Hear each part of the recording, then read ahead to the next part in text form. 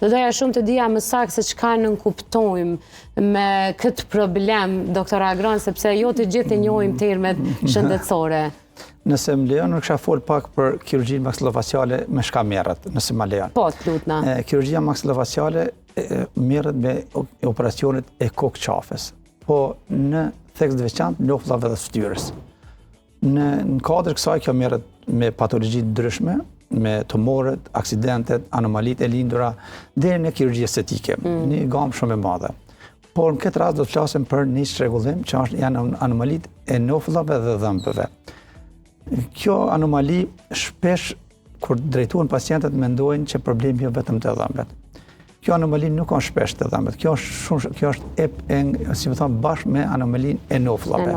Kështu që na vjen një kombinim ose një bashkëpunim edhe me specialitete të tjera, në veçanti me ortodontët, që të arrijmë një harmoni më të madhe.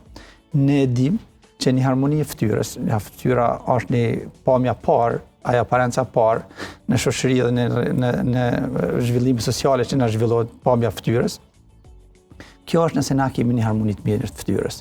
Këtë harmoni të mirë të fytyrës zakonisht e bëjnë, për shembull nëse mollzat të jenë harmonike, una në harmoni, të jenë nofllat, po të nofllat është te këto anomalit, nëse në kjo anomali është nëse kemi një hark bukur të dhëmbëve, një raport mirë të nofllave, edhe personi me pak fjalë do të jetë shumë më i pranueshëm. Shpesh pacientët shkojnë për të rregulluar vetëm dhëmbët dhe nëse nuk kombinohet me këtë trajtimin kirurgjik ose me ortodontin, ngel vetëm dhëmbët i harmonizon edhe nofllat bëhet një pamje jo e këndshme. Edhe nuk janë shumë të pranueshëm, as vetë ata nuk janë të pranueshëm para pasqyrës, po edhe në shoqëri ka një pikë shumë problematike.